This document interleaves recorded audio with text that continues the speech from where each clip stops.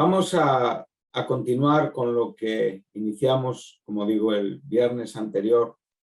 Estamos haciendo una armonía de los evangelios, un contraste entre los cuatro evangelios, tratando de establecer ese orden, como digo, cronológico de hechos y eventos relativos a Cristo. Siempre recordamos, y creo que es algo que nunca debemos de olvidar, que el evangelio no son primeramente las buenas nuevas, ni son primeramente el esfuerzo, no son primeramente direcciones o organizaciones evangelísticas. El evangelio es Cristo. Eso es lo que el evangelio es en esencia.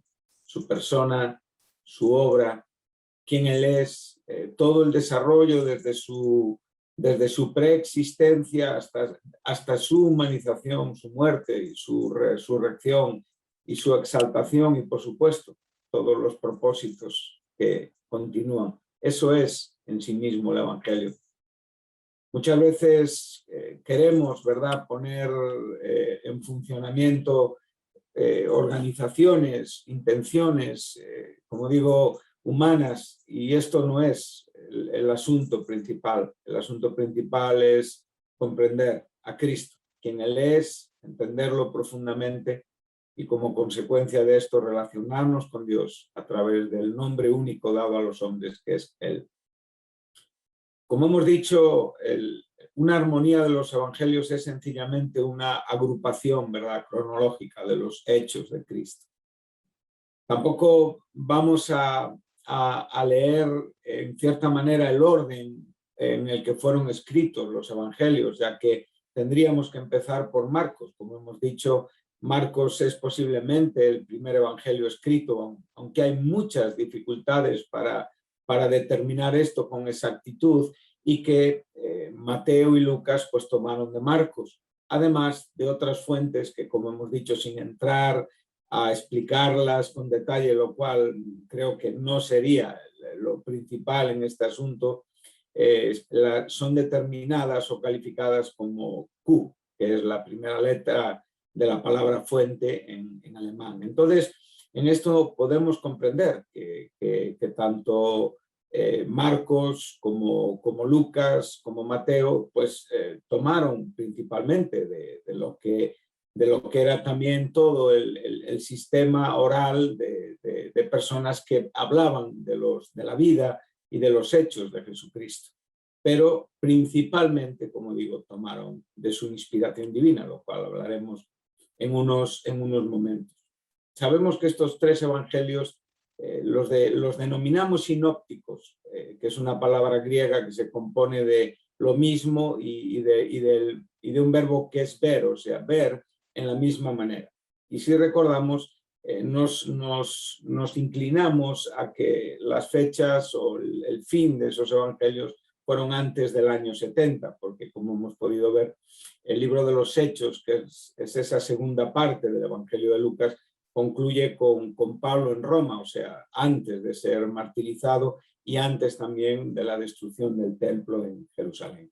Sabemos que el Evangelio de Juan es un evangelio posterior que se escribe en los años 90 y 100 de nuestra era, y que curiosamente pues el Evangelio de Juan tiene una dirección del cielo hacia nosotros. Sin embargo, los evangelios sinópticos pues comienzan aquí con el desarrollo histórico de Cristo, pero en una perspectiva narrativa, ¿verdad?, de estos propios escritores, ¿no? Y en esto podemos ver y apreciar grandes diferencias.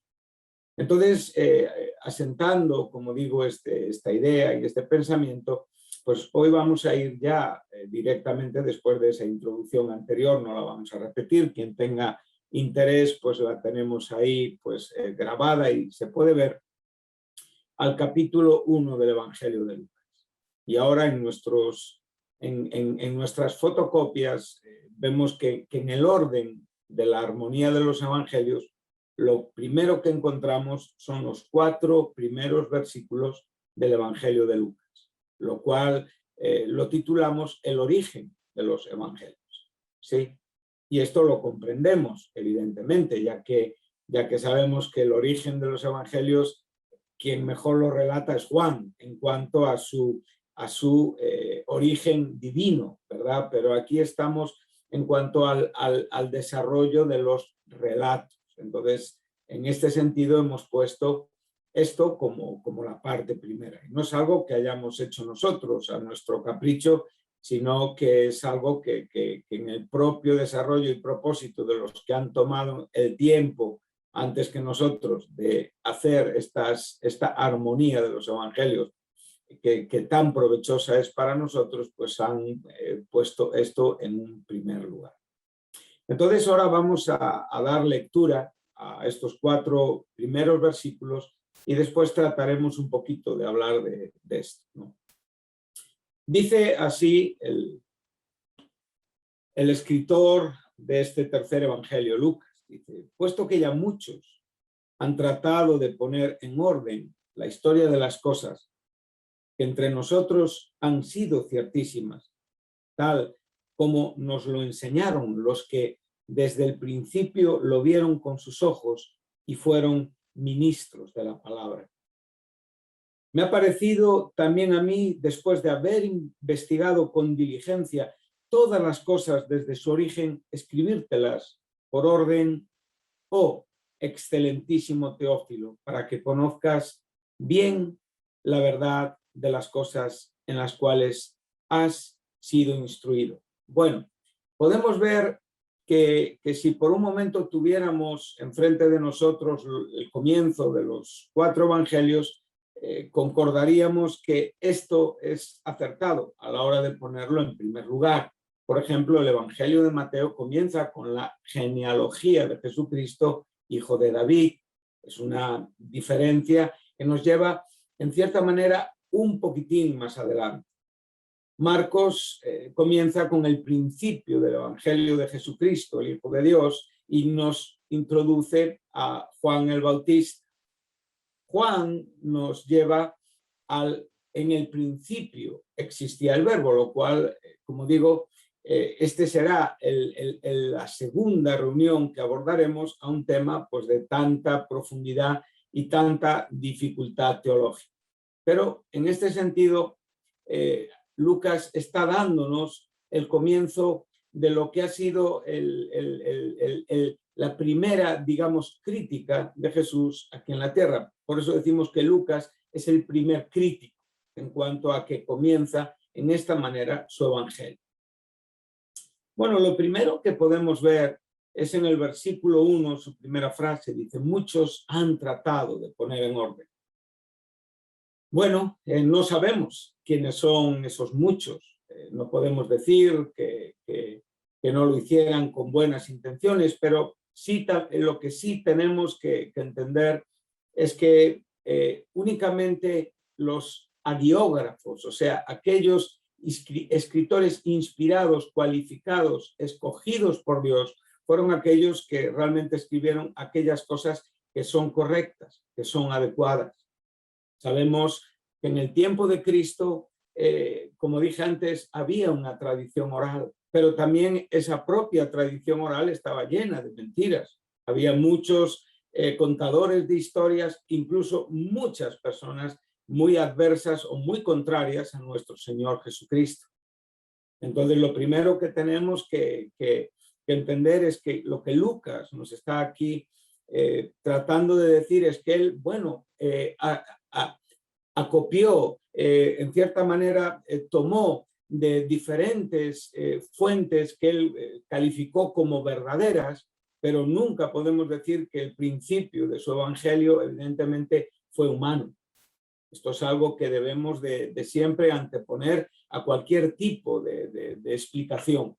Lo que sí podemos ver en Lucas es su seriedad, lo que sí podemos ver en Lucas es su diligencia, lo cual a nosotros en este tiempo pues nos debe también de hablar, para que nosotros también tengamos este mismo deseo de poner a otros en el conocimiento de este tesoro maravilloso que es el evangelio que tenemos en nuestras manos. Pero desde luego no podemos pensar que es una iniciativa propia de Lucas el escribir el evangelio. Por supuesto, él lo escribe, pero sabemos perfectamente que esa iniciativa es una iniciativa divina. Y tampoco podemos pensar que Lucas esté diciendo que los que han escrito antes que él, por ejemplo, podríamos estar hablando de Marcos o Mateo, tuvieran errores, ¿verdad?, en sus propios desarrollos escriturales. Por lo tanto, concluimos con la palabra que claramente nos enseña el apóstol Pedro. Podemos ir un momento a la segunda epístola, segunda epístola de Pedro, capítulo 1, versículo 20 y 21, donde no deja lugar a dudas en cuanto a lo que siempre debemos de entender.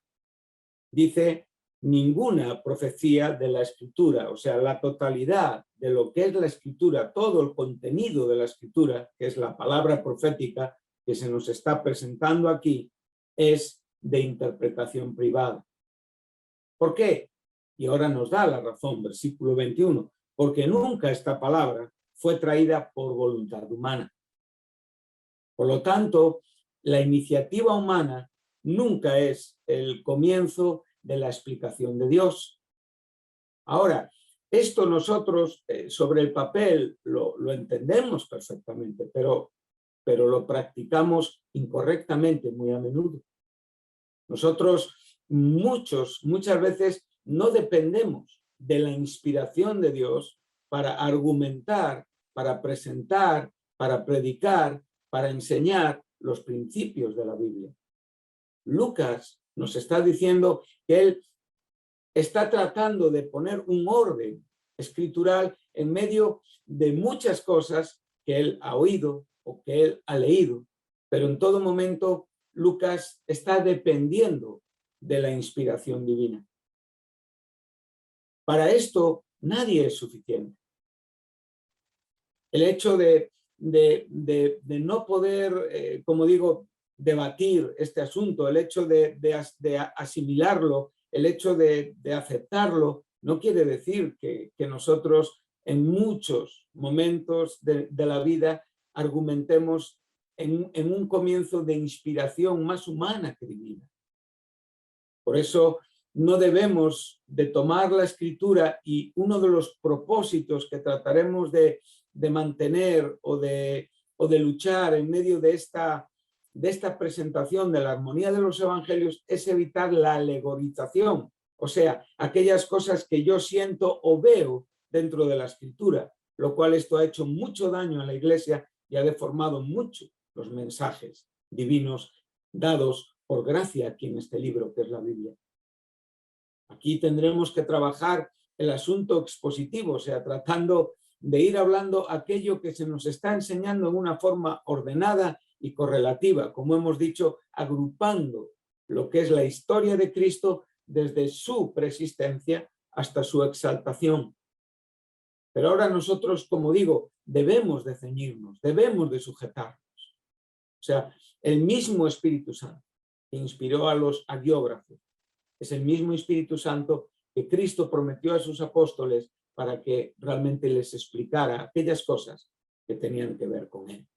Entonces, nunca la profecía fue traída por una voluntad humana, sino que los santos hombres, o sea, aquellos hombres que se distinguieron por ser hombres apartados por Dios para estos asuntos, hombres apartados por Dios para dar a conocer la verdad de Dios, hablaron siendo inspirados por el Espíritu Santo. Y aquí, este verbo griego feró, que es muy diferente al que se nos enseña en la segunda carta de Timoteo, capítulo 3, 16, donde se me dice que toda la Escritura es inspirada por Dios, ahí es exhalada por Dios, es respirada, exhalada por el propio Dios. Ahí tenemos el término neuma, ¿verdad?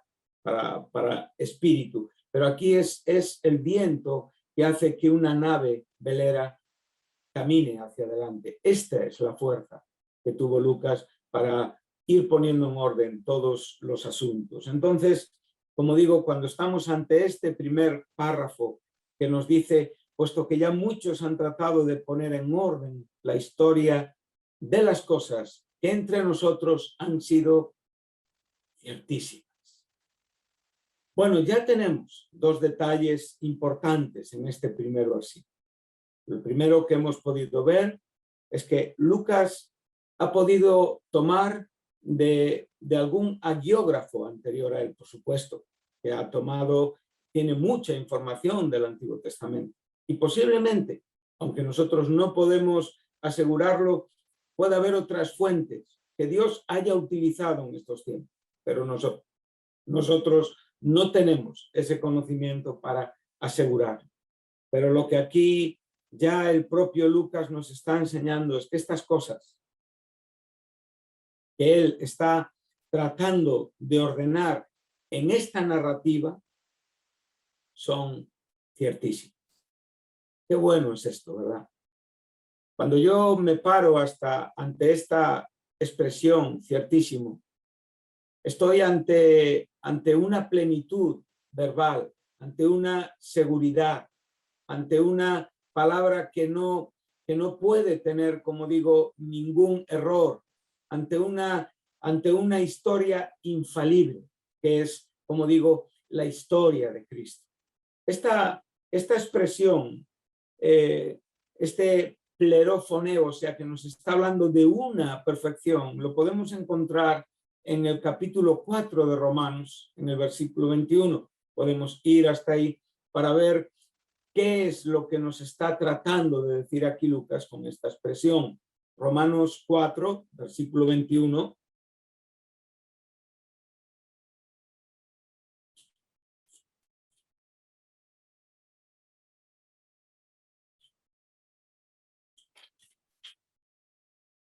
Dice lo siguiente: estamos en un contexto que nos está hablando de Abraham y de esa promesa dada a Abraham. Dice el verso 20, dice que Abraham no dudó con una actitud incrédula de la promesa de Dios, sino que se fortaleció en fe dando gloria a Dios. Dice plenamente convencido. Esta es la palabra que está usando Lucas para hablarnos de esas cosas que son ciertísimas, o sea, plenamente convencido. Cuando nosotros estudiamos, como digo, la Biblia, la tratamos como la palabra de Dios, y creo que en esto la gran mayoría está de acuerdo, o la gran mayoría es como realmente la vive. Pero el efecto beneficioso de la palabra de Dios en los desarrollos en los que nosotros vivimos muchas veces no está tan de acuerdo con la seguridad de la verdad bíblica. Únicamente a Dios le podemos conocer a través de su palabra. O sea, todo lo que Dios es, nos es enseñado a través de su palabra. Todo lo que el Hijo nos enseñó del Padre, nos es enseñado a través de su palabra. Nosotros no podemos dar rienda suelta a nuestra propia imaginación. Cuando Abraham, por ejemplo, fue prometido en cuanto a su propia descendencia y la trascendencia de su descendencia, posiblemente él con su mente no sería capaz de asimilar, comprender la totalidad de la grandeza de todos los sucesos que cronológicamente en la historia de la humanidad sucederían. No creo que él pudiera ser capaz de comprender todos los detalles y verlos con una perfecta comprensión como hoy nosotros los podemos ver en cuanto a la verdad escrita. Pero en el corazón de Abraham no hubo lugar a ninguna duda. ¿Por qué? Porque su actuación demostró el pleno convencimiento que él tenía en cuanto a estas cosas. Y esto es lo que la palabra de Dios debe de ser para nosotros. Nosotros, como digo, tenemos la totalidad del canon de las Escrituras. Tenemos el Antiguo, tenemos el Nuevo Testamento. No necesitamos inventar. Sabemos que aquellos hombres santos que nos han precedido, que han vivido en otros tiempos de la historia, fueron perfeccionados en base al mismo mensaje que nosotros. fuimos perfeccionados, pero ellos no tenían tanta documentación como nosotros.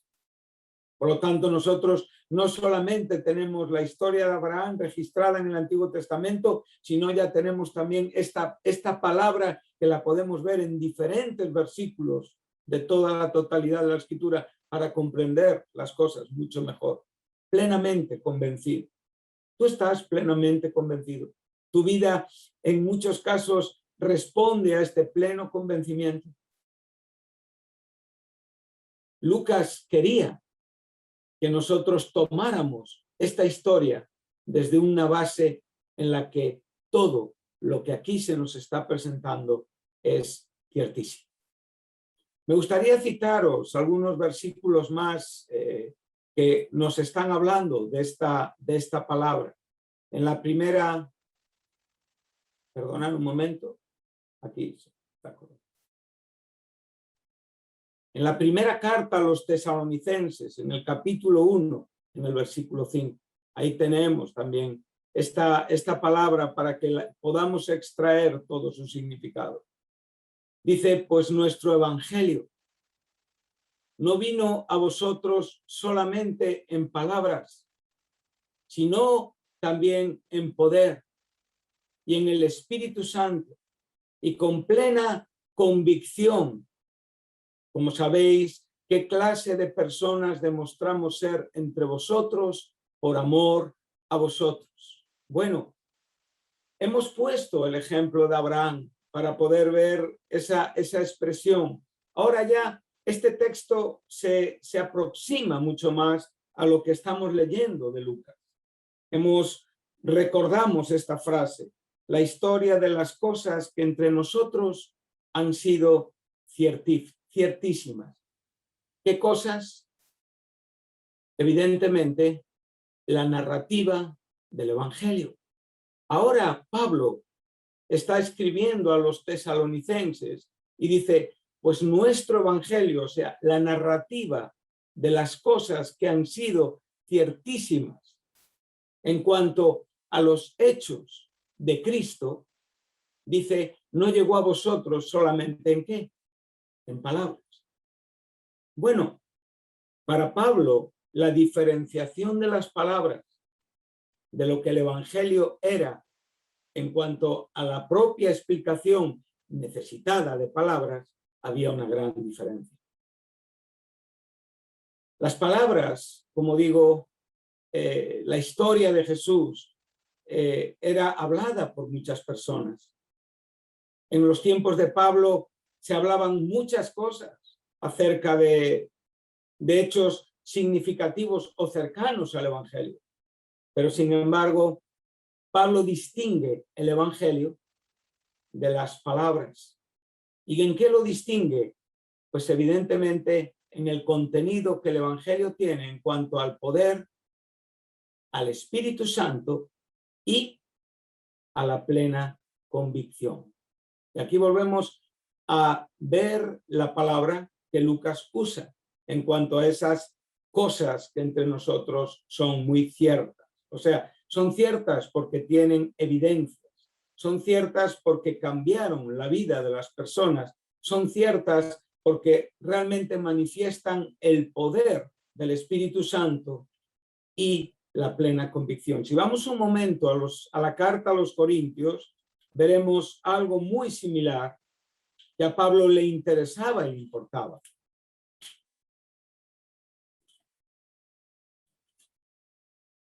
En el capítulo 2 de la primera carta a los Corintios, en el versículo 4, dice, Pablo viene diciendo, así que hermanos, viene ya desde el verso 1, cuando fui a vosotros para anunciaros el testimonio de Dios, no fui con excelencia de palabras o de sabiduría.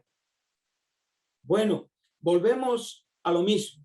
Volvemos de nuevo a confrontar la frase que Lucas nos ha dejado en cuanto a este orden en el relato de las cosas que son ciertísimas. O sea, que tienen una plenitud en el convencimiento de lo que divinamente son y explican. vimos la actitud, como digo, de Abraham. Hemos visto las propias palabras de Pablo a la iglesia de Tesalónica, diciendo que no fueron solo palabras, sino que fueron evidencias de poder en el Espíritu Santo que llevaron a las personas a una plena convicción. Pero ahora, de nuevo, Pablo hace esta diferencia. ¿Qué quiere decir Pablo? Bueno, Pablo, exactamente igual que Lucas, viene a enseñarnos la importancia del origen divino de esas cosas ciertas que se nos presentan en el Evangelio. Por eso estamos estudiando en esta mañana este comienzo con Lucas. Esa poderosa verdad que se diferencia de las palabras. Palabras que en muchos casos pueden estar hablando las mismas cosas, aparentemente. En la iglesia de Corinto, Pablo estaba luchando por la propia deformación del Evangelio. ¿Qué era el Evangelio? ¿Dónde estaba siendo atacado el Evangelio? En la propia centralidad de la cruz. Pero esto no era por los paganos, los cuales despreciaban el propio Evangelio, ni tampoco era por los judíos, los cuales era un tropiezo el mensaje. Era a la propia iglesia que estaban restando la importancia de la propia centralidad de la cruz. Y eso hacía que su enseñanza se convirtiera únicamente en palabras. Tú y yo podemos ser expositores de palabras únicamente. Cuando perdemos de vista, como digo, el rigor, cuando perdemos de vista el orden, cuando realmente dejamos de estar siendo influenciados ordenada y correctamente por la obra del Espíritu Santo para que estas palabras sean presentadas con la misma intención que Lucas las quiso presentar, que era los hechos ciertos, verídicos y poderosos de Cristo. Verso 2. No me propuse saber entre vosotros cosa alguna, sino vuelvo a repetir a Jesucristo y a este crucificado. Este es el corazón de los evangelios. Cristo y este crucificado, con todo lo que esto representa, la propia centralidad de la cruz.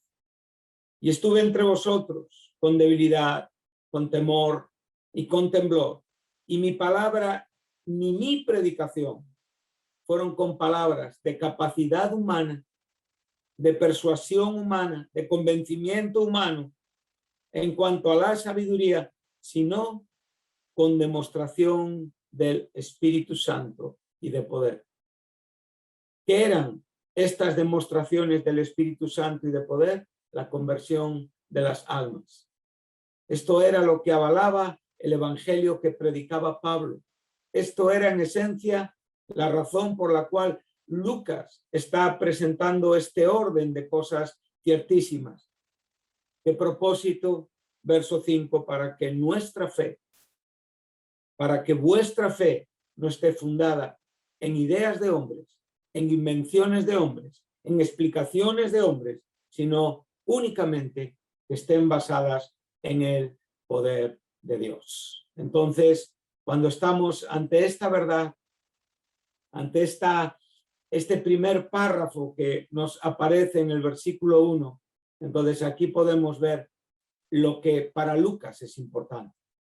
Primeramente, la humildad en cuanto a que él no presenta su evangelio con su propio nombre, sino lleva el evangelio a donde el evangelio se origina, en la plena convicción, en la certeza y en la veracidad de los hechos de Dios en Cristo Jesús.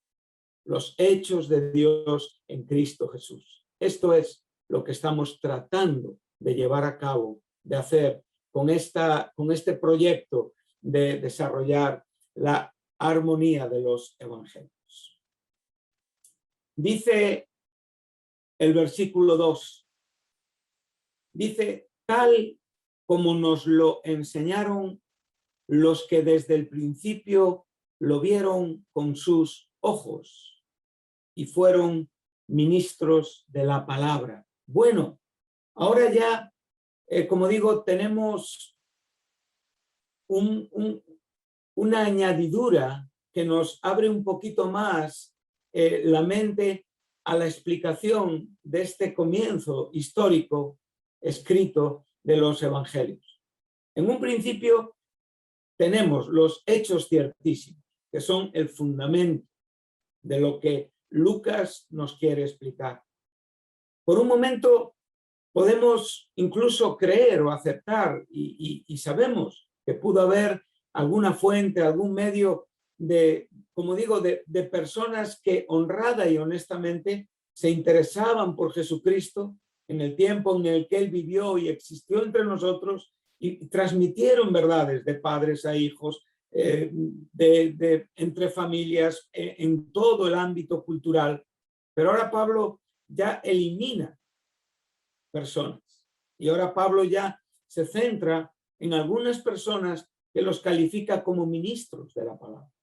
Claro, cuando nosotros estamos ante este versículo, podemos ver que ha habido muchas personas que fueron testigos de la muerte y de la resurrección de Cristo. Cuando abrimos la segunda parte de este evangelio en el libro de los Hechos, vemos 120 personas que son testigos, ¿verdad? Pero sabemos que aquí Lucas está yendo un poquito más allá de esas 120 personas, mujeres y hombres que fueron testigos oculares, ¿verdad? De la muerte, de la vida, de la resurrección de Cristo. Pero aquí estamos hablando de aquellos que han sido ordenados ministros de la palabra. Entonces, por ejemplo, ahora podríamos ir a la primera carta de Juan, en la que el propio Juan, me gustan mucho las cartas de Juan, porque fíjate, su evangelio comienza llevándonos a la preexistencia de Cristo, ¿verdad? Y sin embargo, sus cartas parece que, y digo, en mi propia apreciación, parece que tienen podrían ser un buen comienzo para el evangelio de Juan, lo cual es estupendo, ¿verdad? Pero lo que dice es que lo que era desde el principio, lo que hemos oído, versículo 1, capítulo 1, primera carta de Juan, lo que era desde el principio, eso lo tenemos y lo abordaremos después de este contexto de Lucas, que será el primer capítulo de Juan, la preexistencia de Cristo. Dice, lo que hemos visto con nuestros ojos, lo que hemos oído, lo que hemos contemplado y palparon nuestras manos tocante al verbo de vida. Dice, porque la vida fue manifestada y la hemos visto. Esto hablaremos. La vida eterna, la cual estaba con el Padre, el verbo, y se nos manifestó. Lo que hemos visto y oído, eso os anunciamos para que también vosotros tengáis comunión con nosotros. Y nuestra comunión verdaderamente es con el Padre y con su Hijo Jesucristo. Estas cosas os escribimos para que vuestro gozo sea cumplido. O sea, el propio Juan nos está enseñando que la razón de la historia de Cristo, aquello que ellos pudieron oír, aquello que ellos pudieron ver con sus ojos, aquello que ellos pudieron contemplar y en aquello que fueron ordenados por el propio Cristo como ministro de la palabra, tenía un solo objeto, y era dar a conocer a Cristo, para que realmente en el poder transformador de esta palabra muchos vinieran a la comunión con Dios y a la comunión con el Hijo y a la comunión, por supuesto, con estos ministros de la palabra. Por lo tanto, para nosotros esto tiene que ser un detalle importante y fundamental. Debemos de apreciar, de respetar el testimonio apostólico. En los tiempos del primer siglo en la Iglesia era de gran valor el testimonio apostólico, era el origen, en cierta manera, en la propia ordenación de Dios, de la comunicación del Evangelio. Entonces, para nosotros, esto tiene que ser un argumento de profundo respeto. Después tenemos los padres, después tenemos los padres de la Iglesia. O sea, hay diferentes generaciones que nos enseñan ese respeto históricamente, pero son insustituibles estos ministros de la palabra, los cuales los tenemos que reducir a aquellos que realmente Dios escogió para dejarnos sus escritos. Esto a mí, como digo, me maravilla. Otro asunto importante ya para ir, como digo, concluyendo nuestra clase de hoy, es aquí el término palabra, ¿no? ¿A qué se está refiriendo Lucas? Bueno, podría caber la posibilidad de que aquí la palabra fuera el término logos con la intención que se nos enseña en Juan, pero en ningún momento vemos que a Cristo se le nombra como la palabra, a Cristo se le nombra como el verbo, que es muy diferente. Entonces, esta aseveración o este tipo de pensamiento hay que descalificarlo. No es aquí el sentido de la palabra palabra. Ahora, aquí hay un sentido que sí es muy importante. Aquí lo que tenemos ante nosotros es la palabra relacionada con el origen. Y esta palabra la vamos a encontrar, si queréis anotar, en Juan 3:31. Para ir un poquitín más rápido. Aquí el propio Jesucristo nos está hablando, comienza diciendo el que procede de arriba. Aquí tenemos la palabra origen. Si vamos a Santiago 1:17, texto bien conocido, toda buena dádiva viene de arriba. Entonces, lo que aquí nos estamos encontrando es que la palabra aquí ya tiene una connotación y un origen que es de lo alto. De la misma manera que cuando Nicodemo escucha las palabras de Jesús, es necesario nacer del Espíritu, es necesario nacer de arriba. Ahí ese anoden genao, pues aquí tenemos el término sin el verbo nacer para lo que es la palabra. O sea, esta palabra, como digo, tiene un origen celestial. Y esto es algo que enfatizan, como digo, todos los escritores de la Biblia. Todos tratan de recordarnos que la palabra no se origina en sus capacidades, en sus esfuerzos, en todo lo que ellos pueden desarrollar, sino que la palabra tiene un origen y es Dios. Y esa palabra vino a sus propios corazones y ellos escribieron exactamente y ordenadamente todo lo que Dios fue poniendo en sus propios corazones con el debido orden explicativo, con el debido orden cronológico y con el sentido que realmente Dios quiere dar al significado de la palabra. Entonces, aquí en este versículo 2 tenemos que resaltar, ¿verdad? El término principio u origen, el término palabra, y evidentemente esta palabra que vino a personas que Dios escogió, aquellos que no solamente tienen ese testimonio visual, sino evidentemente fueron constituidos ministros de la palabra. Entonces, ahora, en el versículo 3, qué bonito, ¿no? Está hablándonos de que Lucas aquí no se está poniendo con un protagonismo donde él pone su intención en primer lugar.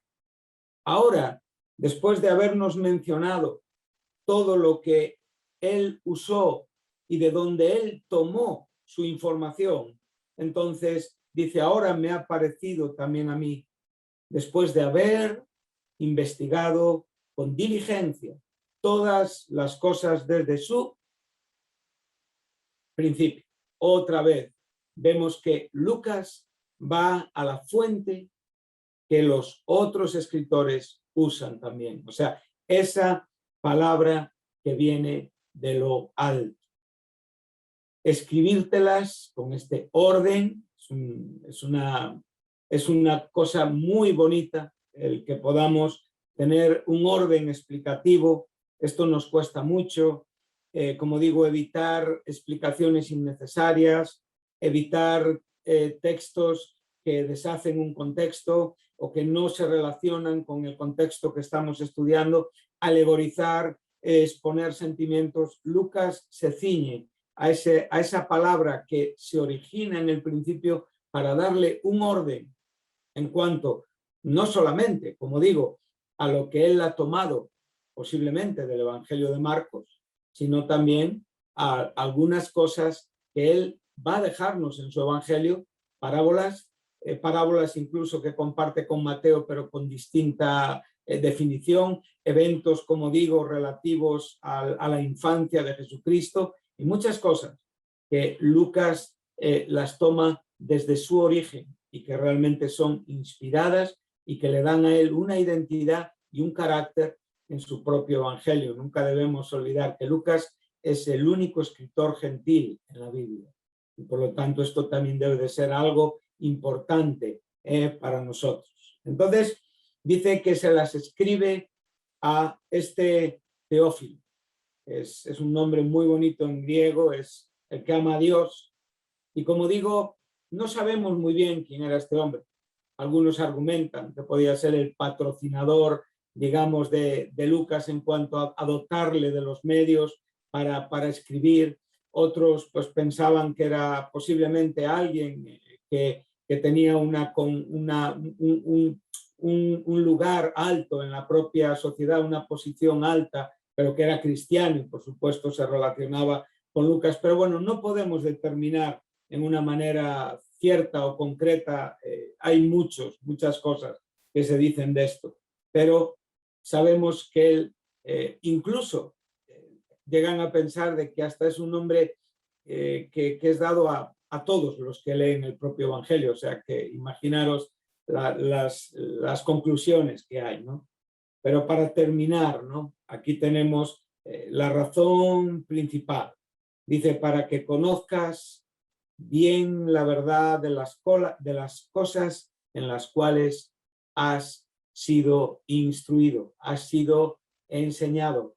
Bueno, pues si tenemos una razón principal por la cual estamos desarrollando este estudio juntos, es para tener una mejor instrucción, es para tener una mejor información, es para tener un mejor conocimiento de la verdad en nuestra propia experiencia, que no puede diferir de la razón divina por la cual esto fue escrito y de la operación divina que tiene que ser una realidad en nuestra propia vida y en nuestros corazones. Por eso que cada uno de nosotros, Dios quiera, que seamos, como digo, poderosos en el sentido espiritual, que no usemos, como digo, palabras a la ligera, palabras que se despegan, que se separan de la verdad bíblica y que concluyamos con estos asuntos plenamente convencidos de la razón de Dios,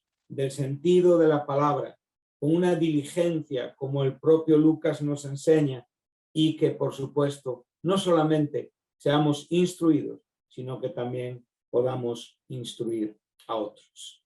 Entonces esto me ha parecido un buen comienzo, una buena ilustración de lo que, como digo, es esta primera parte. Yo tengo aquí la hojita que vosotros tenéis ahí en la mano, que es el origen de los evangelios.